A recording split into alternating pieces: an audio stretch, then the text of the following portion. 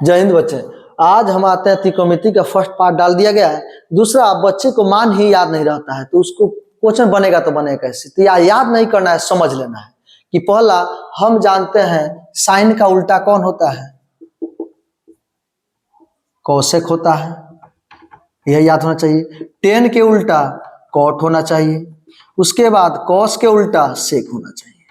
यह चीज होता है, हमको सब पता है। अब आगे देखो कैसे याद रखना है हमको, सिंपल।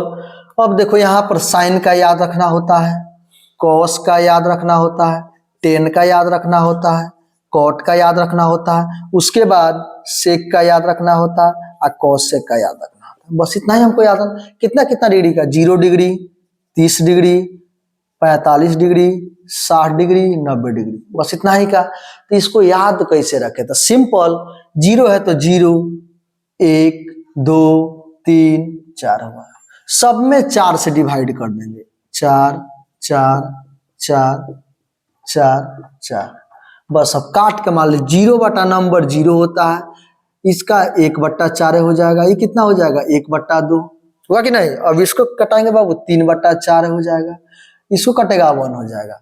कटा के उसके बाद रूट अंडर चढ़ा देंगे, इसका रूट चढ़ाएंगे तो 0 हो जाएगा, इसका रूट अंडर चढ़ाएंगे बाबू तो कितना हो जाएगा, 1/2 हो जाए कि नहीं। इसका रूट अंडर चढ़ाएंगे तो 1/√2, इसका रूट अंडर चढ़ाएंगे इसको तो √3/√2। अब √2 कैसे होगा, 4 है तो 2 बाहर नहीं निकल जाएगा, ये 2 यहाँ बाहर निकल जाएगा, और 1 है तो √1 हो गया। अब जिसका जो मान है सिंपल वही देख के लिख देंगे। 0 का मान कितना है बाबू, 0, तो 0 लिख देंगे। साइन 0 का मान 0, यहाँ 1/4 इसके सामने है तो कितना है बाबू, 1/2। 45 है कितना है, 1/√2। बस 60 का मान कितना है बाबू, √3/2, और 90 का मान यहाँ 1 आया। तो बस सिंपल यही याद रखना। अब हमको यह पता है कि साइन का उल्टा कोसेक होता है, तो उल्टा का मतलब क्या होता है, देखो कुछ नहीं है तो 0/1 है, उल्टाएंगे तो 1/0, इसको उल्टा करेंगे तो 1/0, इसी को अनंत कहते हैं। अब देखो कोसेक यहाँ पर तो 0 का कुछ नहीं है तो /1 है, उल्टा करेंगे तो अनंत हो जाएगा। इस 30 है अब उल्टा करेंगे 2 ऊपर चला गया तो 2 हो जाएगा, इसको उल्टा करेंगे तो √2 हो जाएगा, /1 रहेगा तो 1 से कोई फर्क है नहीं। इसको उल्टा करेंगे तो 2/√3, और 90 के उल्टा करेंगे तो 1 हो जाएगा। मतलब 90 का मान 1 होता है, 1 उल्टा करेंगे तो 1 होगा।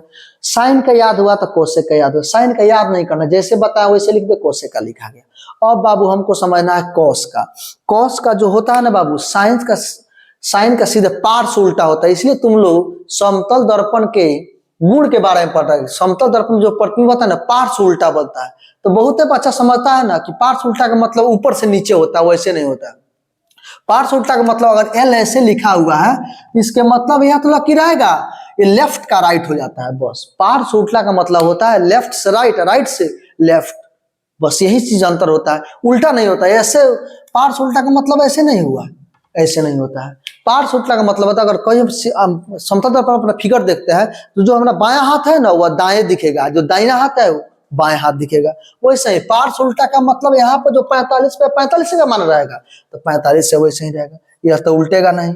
यह उल्टे 90 है तो यहाँ जाएगा 1, 60 का जो मान है वो 30 का हो जाएगा, फिर वैसे रिवर्स जाएगा। तो यहाँ पर 0 है तो इसका 0 मान हो जाएगा, 30 का है तो 1/2, बस इतना ही आपको याद है।